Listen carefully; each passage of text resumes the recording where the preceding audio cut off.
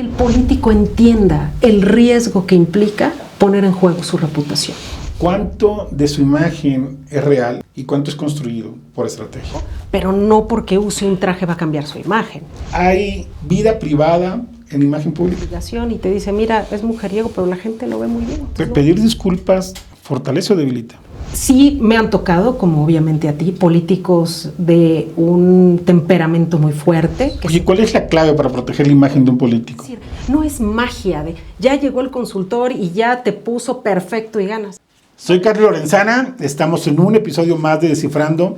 En esta ocasión está conmigo una amiga especialista en imagen pública, de las personas que más admiro también en el tema. Llegó súper puntual y dije, sí se dedica a la parte de imagen, está aquí muy puntualita. Amiga Ana Laura Montiel, bienvenida. Déjenme les presento, este es tu foro, este es Descifrando. Gracias. Ana Laura Montiel, catedrática, doctora, 20 años en la consultoría, mujer influyente de la política, premio en Washington también. Es un gusto tenerte aquí, amiga. Muchas gracias. Estaba yo así como que cuando la agarro y la traigo para poder hablar de imagen, que es súper importante, ¿no? Gracias, Carlos. Al final te voy a pedir que hablemos de la elección del Poder Judicial, que es importantísimo lo que estamos viendo aquí en el país. Sí. Creo que vale la pena tocar el tema, sobre todo los retos en para cómo... Para los consultores, para todos. Para el ciudadano, para el sistema, es algo súper nuevo para todos y creo que va a estar ahí bastante importante. Vamos a hablar de imagen pública. Claro que sí, Carlos. Muchas gracias por la invitación, hombre, a ti. Este es tu foro. Qué gusto estar contigo. Gracias. Ya me tocaba. Ya, yo estaba así como a ver, que, ¿cuándo me va a tocar? Yo dije, a ver si su agenda le da.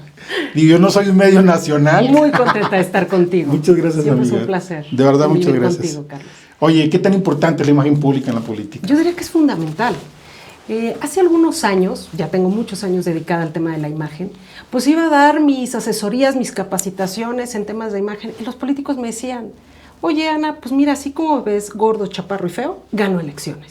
La imagen no era importante, pero conforme fue avanzando los estudios respecto a la imagen y donde los políticos se dieron cuenta que gran parte de la percepción y de la decisión, la toma de decisiones de los ciudadanos y de los electores, es a partir de lo que ven. Entonces la imagen empezó a cobrar mucha más importancia. Y poco a poco los políticos decían, a ver, ¿no? Entonces sí hay que revisar la imagen, sí hay que revisar lo que digo, sí hay que revisar cómo lo comunico, y a partir de eso se volvió fundamental. Entonces la imagen se vuelve hoy en día, pero ya desde hace un par de años, un elemento importante en la conciencia de los políticos para proyectar algo efectivo. Oye, amiga, antes de seguir, para mí es importante saber cómo nace ese gusanito de meterte a la consultoría política. Mira, esto es algo que poco digo. Yo estudié la licenciatura en ciencia política. Desde muy joven yo sabía que las campañas eran lo mío. O sea, desde que inicié la licenciatura dije, a mí me gustan las campañas. Pero la verdad es que es un medio muy masculino, es un medio donde hay muchos hombres. Yo dije, ¿cómo puedo entrar que yo no represente una competencia, sino una aliada? Claro. Y a mí me interesaba, me llamaba la atención el tema de la imagen y me di cuenta que a partir del trabajo con la imagen, yo era de gran utilidad y de apoyo a mis compañeros consultores. Entonces, me dediqué al tema de la imagen porque era una forma, digamos, sencilla, una forma amigable de entrar a las campañas y de no ser una competencia, sino ser aliados. Entonces, desde ahí empecé a trabajar el tema de la imagen. La verdad es que yo me quería dedicar a toda la campaña, pero me di cuenta que no había tantas personas vinculadas al tema de la imagen, a la imagen política, y me funcionó muy bien. Resistencia del propio medio. Exactamente. Consultores y políticos, me imagino. Consultores y políticos. Pero desde ese nicho pude empezar a trabajar y bueno, pues finalmente aquí estamos. Aquí estamos. Oye, ¿puede la imagen superar la falta de propuestas? A ver, no, yo creo que la imagen, yo siempre les digo a los clientes y le digo a mis alumnos, el marketing y la imagen, el marketing político y la imagen política, pues no es la panacea, es decir, no es magia de ya llegó el consultor y ya te puso perfecto y ganas. No, es decir, todo tiene un apoyo, todo tiene un sustento. Si tú tienes una imagen extraordinaria, pero te entrevistan y no sabes qué decir, no has hecho nada, no ayudas a la gente, no tienes programas, no tienes participación, pues te puedes ver espectacular. A mí me pasa con muchas clientas que se ven espectaculares, que están impecables, que ya sabes, el selfie, el vestidazo, el traje. Pero luego le dices, ¿y qué vamos a hacer? ¿Qué contenido? No hay nada. Entonces, sin duda alguna, tiene que ir de la mano una buena imagen con contenido, con trabajo, con esfuerzo. Y de esa manera puedes tener una imagen mucho más sólida. No puedes parar un saco vacío, dicen. Por supuesto. No hay forma. No hay manera. Se cae. Es decir, lo dejas con alambritos, con alfileres y queda. Pero en un momentito se cae. Es necesario el hecho político como tal. No solamente la imagen, sino los actos políticos que sustenten esto. Claro. Es decir, la imagen pública es la percepción que la gente tiene de ti cuando sales de tu casa. Y esa imagen se constituye a partir de diversas acciones. A veces confundimos y pensamos que la imagen es solo tu apariencia. Yo uso un buen traje. No, la imagen pública es cómo la gente te percibe, tus emociones, es decir, si eres agradable, si cuando la gente te ve dice, ay no, es insoportable. Eso forma tu imagen pública. Tu imagen pública lo conforman tus actitudes. Si eres amable, si eres descortés, eso es imagen pública. Tu imagen pública también son los triunfos, las aspiraciones que tú generas en el otro. Entonces, si tú eres un político que has hecho exactamente lo mismo que yo, no te puedo admirar, no puedo sentir un cierto respeto hacia tu trabajo porque no has hecho absolutamente nada. Y claro, una de las partes es la apariencia física. Entonces son muchos frentes que abarca la imagen pública, pero evidentemente, haciendo mención a lo que tú comentas, si no hay sustento, pues la imagen no es solo lo que te ves, son varios aspectos. Yo les digo que no solamente hay que preguntarle a la gente, no, desde tu estrategia cuando estás construyendo, qué es lo que necesita. Si lo digo, pregúntense ustedes, políticos, a quién están inspirando, que es esta parte de, como lo aspiracional de, no solamente me resuelve. No, o sea, cuando tienes un buen cliente que tú dices, yo quiero ser como él, dices, está haciendo bien las cosas. Claro. Está haciendo bien las cosas. Y eso implica mucho trabajo. Claro. Amiga, esta parte de la consultoría, 20 años para acá, me tocaba prácticamente como el mismo tema de que el político me decía, no necesito investigación, ¿no? Con eso lo meto para despensas y no sé qué. Exacto. Lo mismo viviste tú, pero han pasado 20 años. Sí. Este crecimiento de la necesidad de tener una estrategia en imagen se da por las redes sociales, es una moda. Yo diría que está mucho a partir de este conocimiento en el cual el elector toma decisiones a partir de lo que ve, es decir, y de lo que escucha. Son los dos sentidos más importantes para la toma de decisiones políticas. Entonces, cuando te das cuenta que el ciudadano, más allá de la propuesta, se basa en lo que ve, se basa en lo que escucha, el tono, en fin, una serie de cosas que tienen que ver con comunicación no verbal, pues se vuelve más importante el tema de la imagen, y la imagen se vuelve mucho más potente cuando estás en redes sociales. ¿Por qué? Porque si tú ahorita eres candidato y yo tengo la suerte de ir a un evento y verte, pues será una vez y de lejitos. Pero si yo nada más tomo el teléfono y te veo todo el tiempo y veo que hablas y veo que vistes impecable o que vistes acorde a tu segmento de población, pues entonces la imagen se vuelve mucho más sólida y sobre todo mucho más penetrante. Oye, pero ¿eso fue un tema de responsabilidad profesional del político o fueron las redes sociales que dijeron, vas? Yo te diría que la imagen tuvo un trabajo previo y con las redes. Como gremio, ustedes, como estrategia. Digamos. Exacto, es decir, el tema de la imagen se ha trabajado, de hecho, hace algunos años yo decía, es que las redes todavía falta. Trabajaba mucho más la imagen en contacto con el ciudadano, cómo te tienes que ver, los recorridos, etcétera.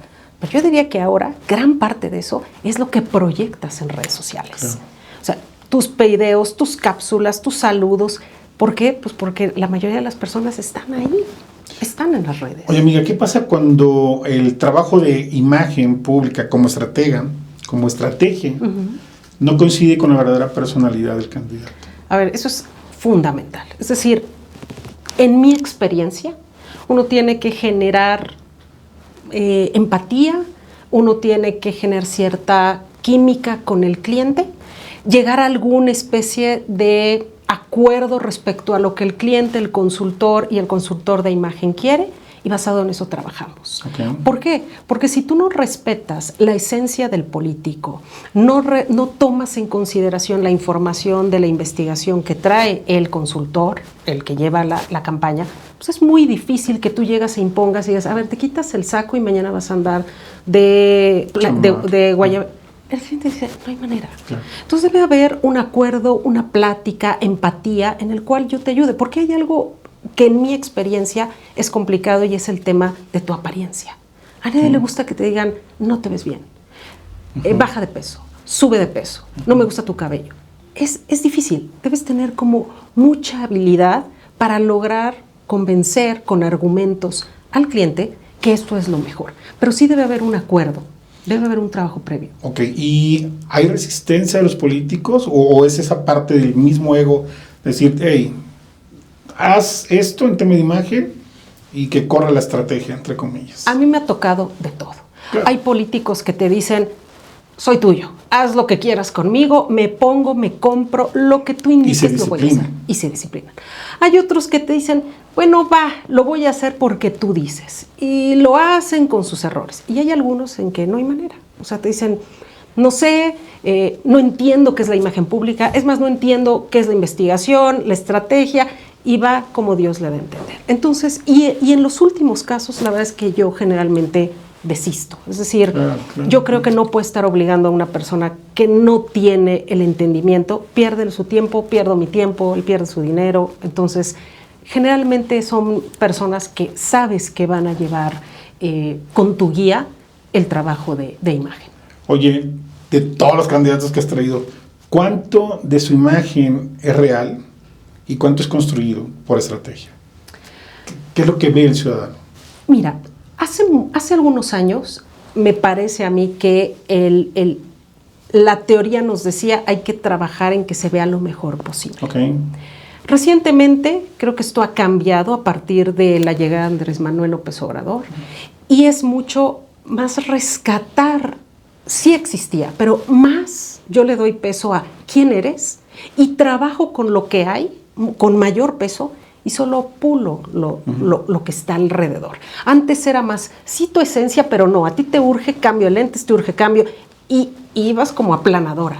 Hoy en día, con base en cómo reacciona el electorado, creo que tienes que darle más peso a lo que ya tienes y con lo que tienes trabajas imperfecciones. Yo diría que hoy en día es un poco más así. O sea, es más natural. Exacto. El trabajo es perfeccionamos. Exacto. Aquí está el carbón, aquí vamos a sacar el diamante de esto. Exacto. De lo que tienes, Y a partir de eso vas puliendo.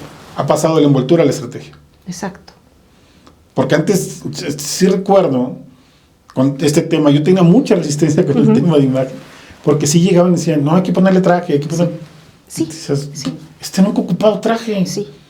No, hay que vestirle tal color, dices, no, te sientes incómoda, ¿no? Y era como esa parte de disfrazar y no potencializar este valor natural que podía traer el político. Claro, ¿no? pero esa era la idea, no, a ver, no, usted va de traje. Esa era la idea. Exacto. Y entonces, bueno, un poco pues continuabas con lo que sabías respecto a imagen de cómo se tenía que ver. Pero eso ha ido evolucionando.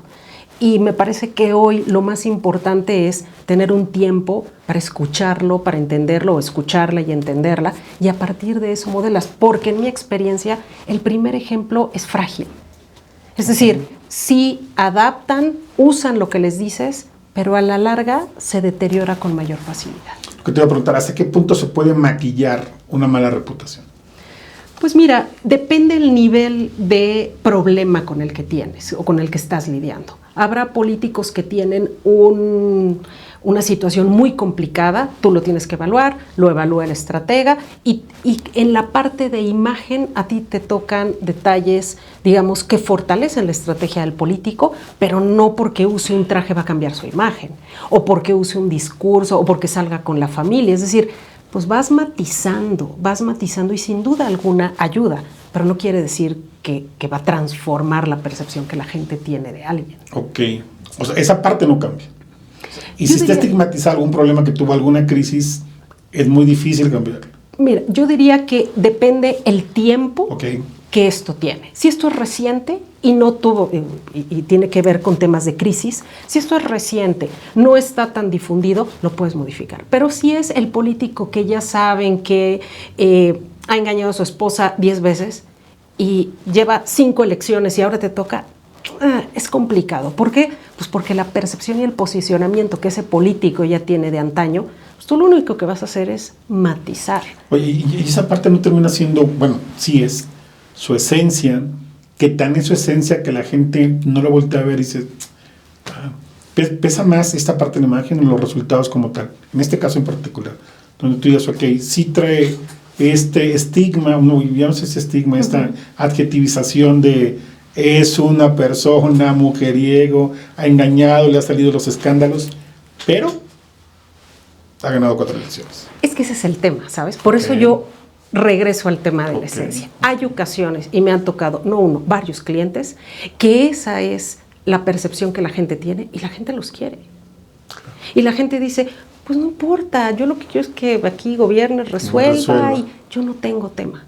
Entonces, si tú quieres modificarlo, porque eso dice by the book, no va a funcionar. Hay que identificar qué es lo valioso de esa persona y tratar, digamos, de apoyar esas fortalezas y minimizar algunas cosas. Pero en nuestro país, el hecho de que el político tenga 5 esposas, 7 hijos... Tome. No pasa nada. 3 matrimonios, no pasa nada. No pasa nada. No pasa nada. ¿Ves? No pasa nada. Oye, sí te creo. Esta parte del estigma social, ¿no? Que perdona, ¿no? Entrecomillados al político, es porque le están resolviendo algo y entonces hay una justificación que va más allá de la propia imagen pública que te dice, ¿no? Mientras que a mí me resuelva, eso es perdonable. O sea, eso no pasa absolutamente nada. No pasa nada. No pasa nada. Y en ese sentido, pues el que lleva la campaña hace la investigación y te dice, mira, es mujeriego, pero la gente lo ve muy bien. Entonces lo único que tenemos que ajustar son tales cosas, que ahora sí salga con la esposa, en fin, detalles en los cuales continúas. Hay algunos que no tienen ni estigma, ni reputación, ni posicionamiento, y entonces ahí sí ya puedes trabajar con mayor libertad. Los que son más jóvenes, los empresarios que vienen ahora a la política, pues con ellos puedes trabajar más. Pero los que ya tienen una gran historia, pues hay que evaluar qué hay, qué sirve, y con eso trabajamos. Claro. Potencializar, como estamos dicho. Oye, ¿cómo se equilibra? Te planteo la pregunta. ¿Hay vida privada en imagen pública? ¿El consultor? No, el político. El político tiene vida privada dentro de esta proyección de imagen pública. Yo diría pública. Que no hay vida privada. A ver, yo cuando trabajo con un político le pregunto, digamos, algunos ya tomaron su decisión, pero hay unos que no y te dicen, ¿qué hago con mi familia? Okay. Y la primera pregunta es, analízalo con ellos, o sea, pregúntales a ellos, pero cuando tomes la decisión no hay vuelta atrás. Sí, es decir, cuando tú ya subiste a los hijos haciendo hot cakes, ya no hay vuelta atrás. Cuando ya subiste a la esposa, no hay vuelta atrás. Algunos dicen con todo. ¿Por qué? Porque sin duda alguna en nuestro país la familia sigue siendo un valor, sigue siendo importante. Entonces, el político con la esposa y los niños sigue siendo valioso para el mexicano. Pero si el político decide no sacar a la familia, bueno, pues también tiene, digamos, aunque saben que hay familia, pues sigue teniendo, sigue teniendo su importancia. Entonces, yo te diría, hay opción, tú decides, me refiero un poco también a la proyección que das en redes sociales, pero ya que tomaste la decisión, no hay vuelta atrás. Entonces, hay vida privada, muy entre comillas, pero tú puedes fomentar que sea un poco más privada respecto a tus hijos, a tu pareja, a tu intimidad, o decides abrirte y decir, aquí está todo. Yo creo que es elección del político. Oye, amiga, hay modas, ¿no? Y una de ellas es las mascotas. Claro. Ahorita que estamos con ese tema de la familia, pareciera que en años anteriores no importaba, no era como esta parte visible de la familia. En este momento pareciera que quien no sale con su mascota no está como en tendencia, claro, o no está siendo responsable con ese integrante de la familia. Claro. ¿Es una moda o es realmente un tema de...? Yo creo que es una moda en el sentido en que ahora es más visible. Digo, lo vemos mucho con los presidentes en Estados Unidos, que todos han sacado o tienen fotos, sí, con la familia y con los perros. Y en nuestro país se ha ido adaptando, yo te diría que en ciertos estados. Yo diría que en provincia a veces, o en el interior de la República, a veces el perro está afuera, el perro está en la calle, el perro en la azotea, no tengo por qué salir con él. Y hay lugares donde sí que salga el perro y todos en el árbol de Navidad. O sea, depende un poco el segmento, depende un poco el lugar donde se lleve a cabo la campaña o el político, pero no es de cajón, sale el perro. Digo, tengo clientes que me digan, no, el perro está en la azotea o el perro está en el patio, no. Pero muchos lo han agarrado, muchos lo han agarrado como esta parte de que me va a dar buena imagen. Sí. Aunque me han tocado casos que no tienen mascotas y van y se compran la mascota. Sí. No, ya no la adoptan. Ya no la compran. Deberían adoptarla, ¿no? Sí. O sea, de verdad me ha tocado que dices, van y compran la mascota y a veces el candidato no sabe ni cómo se llama y es que todo el mundo lo ve bien. Sí, yo te diría que como tú lo comentas, bien lo apuntas, hay lugares donde sí es muy importante la mascota. Y ya sea comprada, prestada o lo que sea, la foto paseando el perro es fundamental. En otros lugares no es importante tener la mascota. Depende el lugar, pero sí, efectivamente, se ha vuelto una tendencia. ¿Por qué? Pues porque da la percepción de que eres una persona que cuida, que es responsable, que tiene, digamos, orden, ¿no? Está la moda, el concepto de familias interespecies. Exacto. Forma parte ya antropológicamente. Importantísimo. Sí, incluso nosotros hemos llegado a pensar que si un candidato no se mete el tema, también está fuera de tendencia. Es correcto. Como tal, ¿no? Es correcto, pero fíjate, yo llevo una cuenta en un municipio y en algunos lugares es muy importante, en otros sacamos un comunicado donde decía, mañana el perro que no tenga dueño se va a recoger y se va a la perrera. Cero sensibilidad. Y luego, ¿qué le va a pasar al perro? Pues lo van a sacrificar. Cero sensibilidad. Entonces, ahí te das cuenta cómo hay lugares donde forma parte importante, digamos, de la construcción de la familia, etc. Y hay lugares donde todavía están muy atrasados en ese sentido. Sí te creo, pero seguramente les va a llegar alguien que tome la bandera. Claro. Y lo quiera meter como esa parte de responsabilidad. ¿Cómo lidias con un cambio de personalidad o de opinión de un político? Ahora sí, mañana no, y sí había aceptado porque era estratégico, pero porque muchos actuamos durante la campaña y en gobierno sale la verdadera personalidad, ¿no? Claro. Pues yo creo que este trabajo, y tú lo sabes bien, es mucho de una gran sensibilidad, no es para cualquiera, es decir, hay que tener, yo diría que a veces tolerancia a las opiniones, a los cambios. Por dentro sí te destroza toda la estructura, toda la estrategia, todo lo que traías, sobre todo cuando trabajas temas de comunicación mucho más a largo plazo, pero pues hay que lidiar con paciencia. Yo te diría que en mi caso hay que tener paciencia, hay que escuchar y tener muy claros tus límites. Cuando tu límite llegó, hasta ahí estás. Hasta aquí. Exactamente. No te estén haciendo caso. Exactamente. Sí, la disciplina es importante en un candidato. Muy importante. Entonces, tienes un límite y cuando el límite llega, le das las gracias. ¿Por qué? Porque está tu tiempo y mi tiempo de por medio, mi prestigio, tu trayectoria, entonces. Oye, ¿cómo equilibras o cómo se equilibra la autenticidad con la necesidad de estar acordes con determinados segmentos? Eso es importante y es complicado. Es decir, a lo mejor tienes un segmento, voy a poner un ejemplo, de clase baja y tu político pertenece a una familia de clase alta. Y obviamente el entorno es distinto, su vida, su trayectoria, dónde estudió, dónde trabaja, la ropa que usa, su círculo social. Y evidentemente esos cambios tan abruptos, la verdad es que generalmente tienen resultados, te digo, no muy satisfactorios. Okay. Entonces, ¿qué es lo que hay que hacer? Pues trabajar con lo que hay. O sea, esto es lo que tienes. Me parece que un poco eso le pasó a Ricardo Anaya, cuando trataron de que llegara a ciertos segmentos populares y entonces acuéstate en el piso con el zarape y cómete un tamal y no sabía ni cómo comérselo. Toman caguama, ¿no? Exacto. ¿Y qué es lo que haces? Ridiculizas al político. Yo creo que sí es importante, reitero, tener claro quién es, lo que tienes, adaptarlo y tratar de comunicar lo mejor posible hacia el ciudadano las virtudes que tiene. Pero transformarlo a mí me parece que es una pérdida de tiempo y solo juegas con la imagen de un político que al final tiene una trayectoria y un prestigio. Claro. Oye, amiga, hablábamos de las mascotas, ¿no? Como si fuera esta tendencia de que si no la tengo, no estoy como cubriendo esta necesidad, esta nueva tendencia de formar parte de la familia, ¿no? Casi humanizando, que se llega a dar, ¿no? Sí, claro. Pero también hay otro fenómeno, ¿no? ¿Qué tanto la gente se compra esta historia de superación personal del político, de el superhéroe?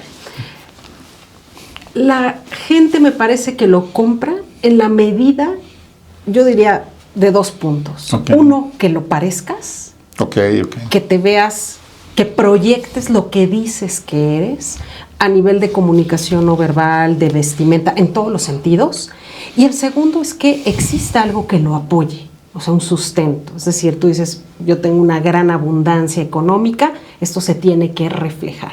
Pero yo diría que son 2 puntos importantes. Lo que el político proyecta cuando llega a un lugar con el entusiasmo erguido, pues la gente le compra inmediatamente a partir de lo que proyecta y luego eso se tiene que reflejar en algo, ¿no? Logros, recursos, gente, lo que tú quieras. Pero yo diría que esos son los 2 elementos importantes para que eso se para que la gente crea esta historia de superación personal. Exactamente. Okay. Es decir, tú puedes decir, me ha ido excelente, y llegas con una pésima comunicación no verbal, pues dicen... Oye, pero en esta construcción de la historia, ¿no hay también como este bloqueo de la gente que diga, lo hizo desde la corrupción? Como un estigma que te dices, que te termina rebotando en tu imagen también. Yo diría que depende cómo generes todo el storytelling. Es decir, de dónde vienes, dónde naciste, quién fue tu familia, y que lo vayas trabajando. Y depende mucho también del político que tienes. O sea, si tu político viene de una cuna pues de abundancia y de riqueza, pues bueno, tienes que ir adaptando. Yo creo que aquí lo importante es la coherencia en la narrativa, que obviamente refleja en la imagen, ¿no? En la medida en que exista mayor coherencia de cada uno de los puntos, pues es más fácil que la gente pueda, por llamarlo así, comprar esta idea. Y en algunos casos es real y otros, pues bueno, es una fabricación. Oye, me comentaste que el aspecto físico es importante, ¿no? Que es más, antes era como lo que privaba, ¿no? Es decir, es esto lo importante en imagen pública, y se fue dando que no era tan así, ¿no? Que entre más natural, más fortaleza tu storytelling y era proyectar. Pero háblame un poquito del lenguaje corporal. Muy fundamental. Yo diría que en el tema, es decir, ¿te acuerdas que te decía? Bueno, la imagen se compone de varios elementos, la imagen pública.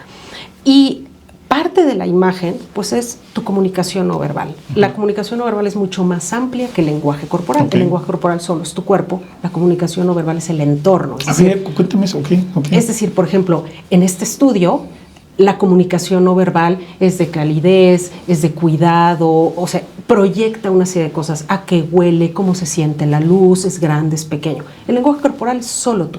Tu comunicación no verbal es todo el ser. Entonces, en el caso del político, pues es exactamente lo mismo. Hay que cuidar o hay que trabajar su comunicación no verbal y su lenguaje corporal.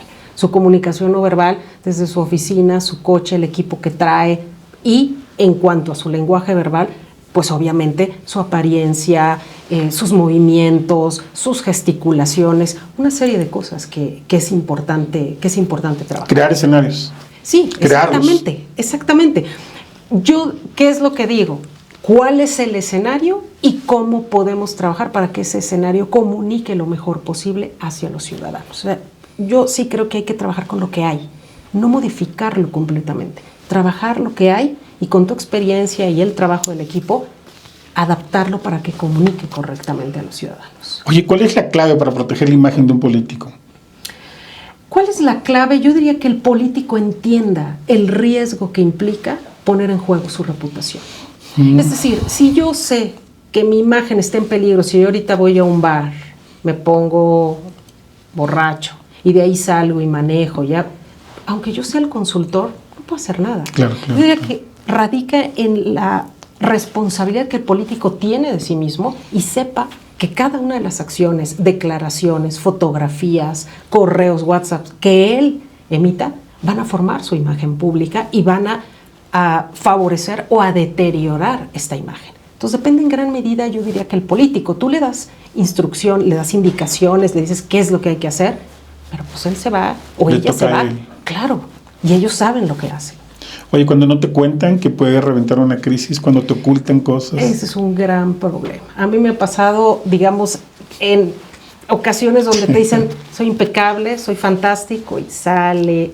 Bueno, pues por eso comentábamos al principio.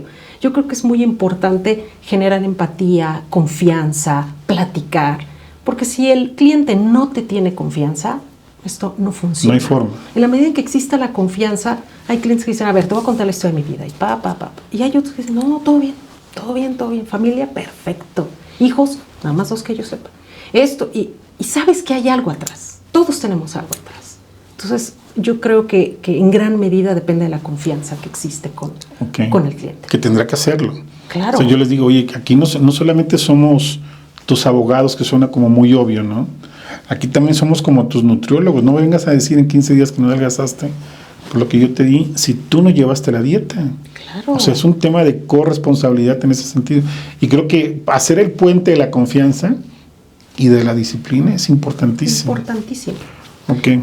Y cuando se genera, pues puedes tener un cliente para muchos años. Cuando no, pues bueno, eso puede ser momentáneo. Pero me parece que sí es importante trabajarlo desde el principio. ¿Qué pasa cuando un candidato pierde la campaña y luego viene esa reconfiguración y dice, la voy a volver a buscar, ¿no? Yo creo que te vuelven a buscar cuando saben cuando tenemos muy claro por qué se perdió. Claro. Pero el consultor dio todo lo que tenía, dio su experiencia, su conocimiento, su tiempo. Cuando el consultor te abandonó, no cumplió, no estuvo al 100 contigo hasta el último momento, pues es cuando ya no te vuelven a buscar. Te vuelven a buscar cuando saben que fueron otros factores los que hicieron que perdieras. Pero generalmente cuando cumples, te vuelven a buscar porque pues, el político está en permanente campaña. Yo le digo aquí a los chavos que trabajan conmigo, le digo, oye, los últimos 15 días, digo, somos como los doctores que están en emergencia. Y digo, no sé si va a vivir. Lo que yo sí sé es que voy a hacer todo lo posible para que él viva. Claro. Y eso sí me toca a mí. Claro. Y eso sí me toca. Y ahí estás, Claro. todo el tiempo, atendiendo sus redes y que cambia y que esto, y ahí tienes que estar hasta el Sus temperamentos. Hablemos del temperamento. Oye, que por ahí leí que siendo lo mismo tener un carácter fuerte a un temperamento débil. Sí, por supuesto. Son cosas diferentes, porque a veces decimos, es de carácter fuerte. No, es de temperamento muy débil. Claro, ¿no? O porque sea, se prende explota en un momento, ¿no? Pues mira, yo creo que aquí considero que lo importante, sí me han tocado, como obviamente a ti, políticos de un temperamento muy fuerte, que se prenden en 2 segundos, que obviamente el hecho de que pues tienen poder, tienen capacidad de decisión, pues bueno, están acostumbrados a mandar, a dar órdenes y a veces hasta maltratar a la gente. En mi experiencia, creo que lo que tienes que hacer siempre es establecer una línea de respeto muy clara. Es decir, hasta aquí llegas. Claro. Tú dejas tantito, avanza tantito. Y a ver, entonces tú tienes que poner una línea de respeto entre esa persona y tú, donde hay trabajo, hay estrés, pero debe haber respeto. Cuando el respeto se rompe, particularmente en mi caso, yo decido no continuar a futuro una relación porque automáticamente lo que tú le digas, pues parece que ya es un comentario de cualquier otra persona. Claro. Entonces, me parece que es fundamental el tema del respeto y cuando tú estableces esa regla, esa persona sabe hasta dónde puede llegar. Okay. Y así puedes continuar el trabajo. Oye, amiga, ¿qué tan peligroso es para un político pedir disculpas en público? Pues yo diría que depende del caso. Okay. Es decir, cuando es total y absolutamente evidente lo que hiciste, total y absolutamente evidente, tendrás que pedir disculpas. Pero eso es un proceso muy largo. Antes, digo, no está bien si lo comento aquí, pero pues vamos a darle la vuelta, ¿no? Vamos a revisar. No es salir inmediatamente y decir, sí, yo lo hice. Vamos a revisar. Lo importante, medir el yo impacto diría, de la posible crisis. Es siempre, yo diría, sacar la cara y decir, a ver, aquí estoy revisando, estoy apuntando, estoy viendo. Ya pedir disculpas ya es el último de los... Pedir disculpas fortalece o debilita, como tal, independientemente del tema. Claro que coincido contigo que va a depender de por qué hoy tengo que pedir disculpas. Una vez pedido disculpas, ¿salgo fortalecido o salgo debilitado como tal? Nuevamente, lo que tú comentamos, depende del contexto. Okay. Habrá lugares donde, o circunstancias donde se necesitaba la disculpa y la gente lo dice bien, reconocido. Okay. Y habrá momentos en que digan, ¿ves? Ya se dobló, ya pidió disculpas. Sí. Entonces yo creo que tiene que ver mucho la circunstancia. Oye, medio lo comentamos ahorita. ¿Qué tan efectivo es utilizar las cortinas de humo? Pues mira, las cortinas de humo forman parte de una estrategia cuando la situación, tú lo sabes, está complicada y tenemos que distraer. Puede ser útil, pues depende de la eficacia del consultor, de los nexos que tenga para amarrar todo correctamente. Sí pueden funcionar. ¿Son efectivas a la larga? Pues bueno, en ese momento ya te salvaron. A la larga, pues dependerá de que también puedas manejar la trayectoria del político, ¿no? La respuesta es sí funcionan, pero depende de pues una serie de circunstancias para usarlas o no usarlas. Yo le digo, si no puedes convencerlos, distráelos. Pues sí. Si no puedes distraerlos, confúndelos. Claro. Y si no puedes confundirlos, asústalos. Bueno, pues muy bien. Dicen, yo no he hecho nada. Dicen por ahí. No recomienda. Uno recomienda, ellos saben lo que hacen. Oye, ¿cuál crees que sean en esta misma concepción del pedir perdón, entre comillas, ¿no? Pero que puede venir como la reacción propiamente del político, es decir, tengo que reconstruir, y en esa reconstrucción puede caer también una campaña de contraste, ¿no? ¿Qué tan efectivo puede ser después de este hecho de aceptar de que sí tuve que salir a pedir disculpas por el hecho que se dio y se construye una campaña de contraste frente a tu adversario? Claro, vamos a poner un ejemplo para que quede claro a tu auditorio. Es decir, vamos a poner este ejemplo clásico. Pues tengo 2 hijos fuera del matrimonio, nunca les he pasado un peso, nunca me he hecho responsable, han vivido situaciones muy difíciles económicas estos pequeños, y yo por otro lado tenía mi familia y les ha ido muy bien. La gente, vamos a suponer en este escenario hipotético, la gente se entera, el niño a lo mejor tenía hasta una discapacidad y no lo ayudó. Bueno, en esos casos sí sería importante aclarar, dar una especie de disculpa y a lo mejor mejorar esta relación y tener una bandera del padre responsable que rectificó. En esos casos me parece que puede ser muy útil.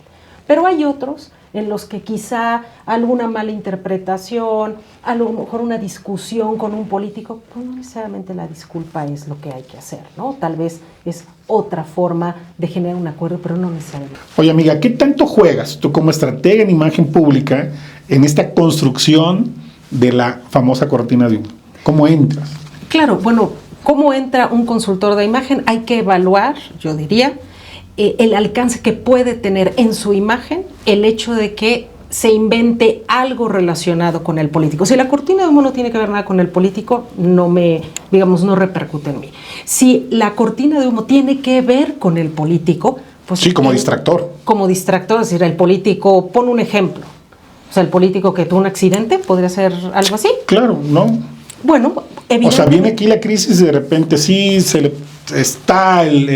sufrió un accidente, o de repente se enfermó el político, ¿no? Tratan de crear algo, ¿no? Pues mira, yo diría que siempre repercute en la imagen.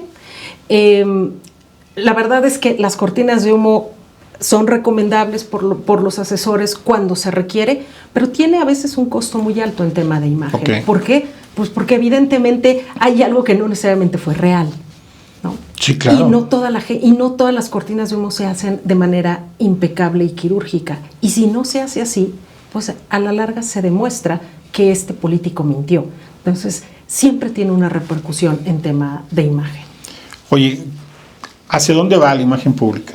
¿Qué expectativa le ves? Porque va a cambiar, ¿no? Si hace rato platicamos de que un gran disparador de la estrategia de imagen pública fue las redes sociales, ¿no?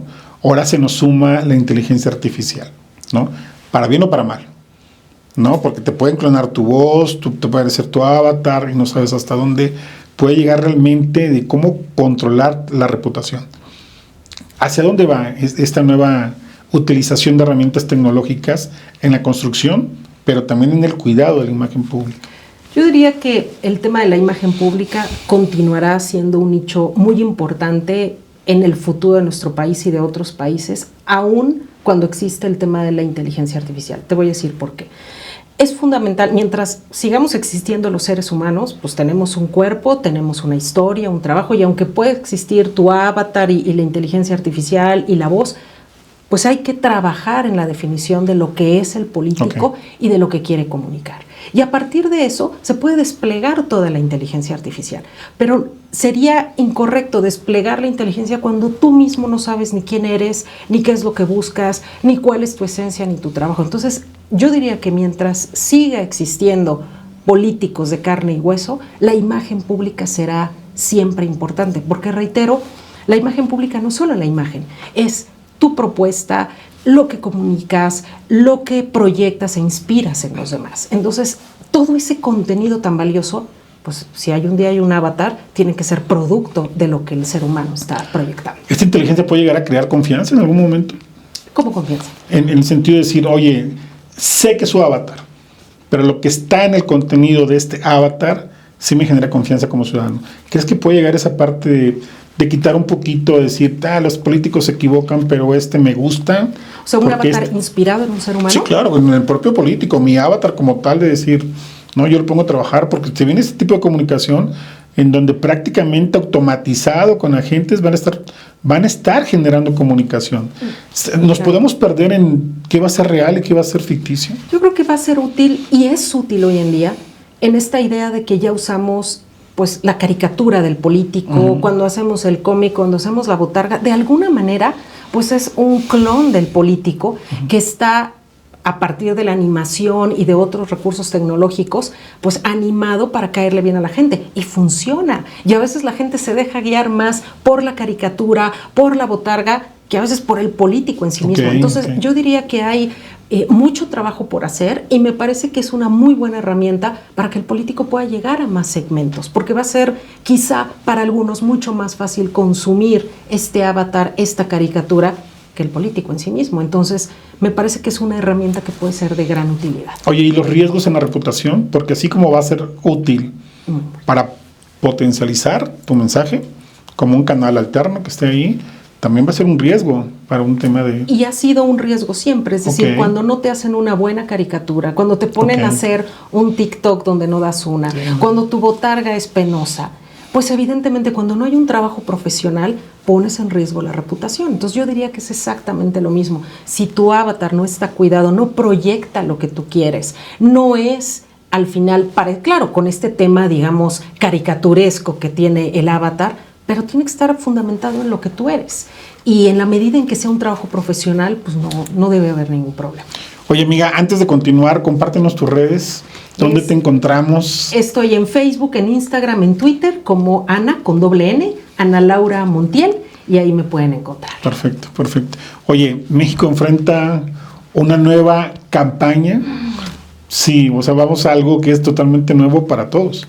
Para los actores políticos, en este caso, ¿no? Para el tema de la consultoría también, para el ciudadano más, ¿no? O sea, aquí en el Estado de México vamos a tener 10 boletas. Me estoy refiriendo a la campaña de la elección del Poder Judicial. Vamos a tocar ese punto. Me parece excelente. Primero, el gran reto de los que van a la campaña.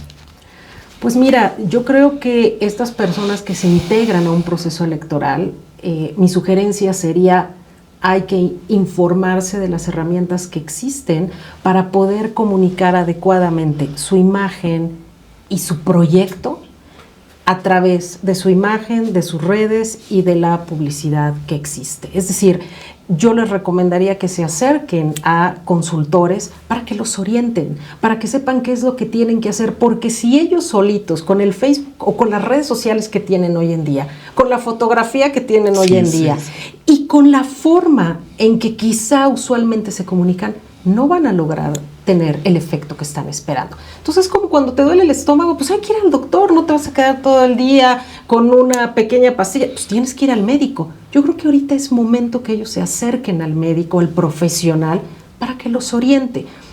Y los oriente en el sentido de hacer un buen trabajo. Si ya se metieron en una campaña, ¿cuál es el objetivo de la campaña? Que la gente te vote. ¿Y cómo te va a votar? Cuando conoce tus propuestas y sabe quién eres. Entonces, si ya le entraste, pues ahora acércate a un profesional que te oriente para saber cómo comunicar y llegar al electorado de manera efectiva. Oye, si nos ponemos desde el punto de vista de como ciudadanos, ¿no? Te vas a enfrentar en muchos casos por primera vez frente a una cantidad N de boletas en donde no hay ninguna foto, y hay un listado de apellidos, de cargos y números, ¿no? ¿Cómo crees que esté percibiendo el ciudadano en este juego de la impartición de justicia desde la parte electoral? Pues mira, a mí me parece que hay dos formas de analizarlo. Una, el ideal sería, ¿no? Pues infórmense, google al nombre, infórmense para que pueda tomar una decisión. Pero la realidad es que el ciudadano común y corriente tiene tantas cosas que hacer en su vida, que si con muchos trabajos logra saber por qué diputado y senador y alcalde va a votar, imagínate esto. Entonces, me parece que en el ideal sería muy importante que el ciudadano pudiera investigar cada uno de los nombres y tomar decisiones con base en eso. Pero como eso no va a existir ni ha existido, yo creo que es gran parte del trabajo del que se metió en esto, saber cómo llegar a ellos y llevarles una buena propuesta para que puedan tomar una decisión. Oye, 50-50 la proyección de mi imagen y si otros 50 para pedagogía electoral, porque la forma de votar también va a ser bastante interesante. Hay buenos retos en esta elección. Yo creo que hay muy buenos retos. Yo lo hablo desde la imagen, que es lo que a mí me compete, es tener una extraordinaria fotografía que comunique todo lo que tú eres, tener unas redes sociales bien trabajadas, y creo que ya van con un tiempo muy justito, porque va a ser la única forma en que alguien, si se llega a interesar, va a poner su nombre en Facebook y va a saber quién eres a partir de las redes sociales. Entonces yo diría que desde el punto de la imagen tienen el tiempo justo y hay que trabajar estos temas para poder llegar a los ciudadanos. Dentro de imagen pública, ¿cómo se percibe la justicia en México? Pues mira, yo leía un informe recientemente que dio un compañero consultor, y bueno, pues la gente por alguna razón tiene fe, según este trabajo, tiene fe en que el proceso va a salir bien, están esperando que la corrupción se termine y tienen cierta esperanza en que estas nuevas personas que van a entrar van a ser no corruptas y van a ser justas. El contenido de sus conocimientos no son tan relevantes como evitar la corrupción y la justicia. En ese sentido, creo que es una gran bandera de información para los que lo van a hacer, para los que van a trabajar. 2 preguntas más, amiga, si no, no te suelto. Oye, ¿cuál ha sido el error que más te ha enseñado? El error que más me ha enseñado es quizá en algún punto, y hablábamos del tema del respeto, en alguna campaña se empezó a exceder el tema de la falta de respeto y las consecuencias pues no fueron, por lo menos en mi percepción, agradables, pero sí muy formativas. Y a partir de ahí, a partir particularmente de esa elección, mi forma de pensar y de trabajar cambió radicalmente. Entonces, yo diría que un punto fundamental es fortalecer el respeto, y esa fue una de mis más, digamos, un error importante que al final tuvo una enseñanza valiosa. Y la última pregunta, ¿qué consejo les darías a los jóvenes, no solamente por edad, sino también por consultoría, que se piensan dedicar a esta parte de la estrategia en imagen pública? Bueno, ¿qué les daría? Me ilusiona profundamente que haya nuevos perfiles que están interesados en la imagen pública, es algo que me ilusiona profundamente, pero ¿qué les diría? Que la imagen pública no es solo los colores, la temporada, tú eres otoño, eres invierno y te va bien el azul. Eso, digamos que es valioso, pero tiene que ir de la mano de una formación política sólida.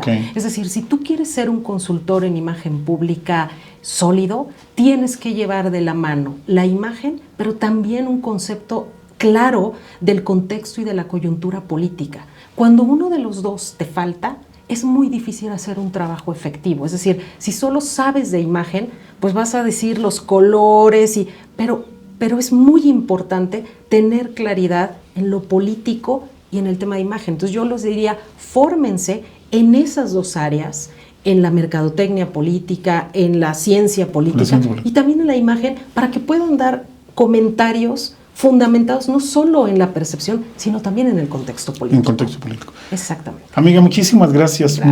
Tienes tu espacio, me encantó hablar contigo. Siempre nos refresca de conocimiento y de verdad te admiro mucho. Ay, gracias por haber venido. Este es tu espacio, este es Descifrando. Y muchísimas gracias y nos vemos en el siguiente episodio. Muchas gracias.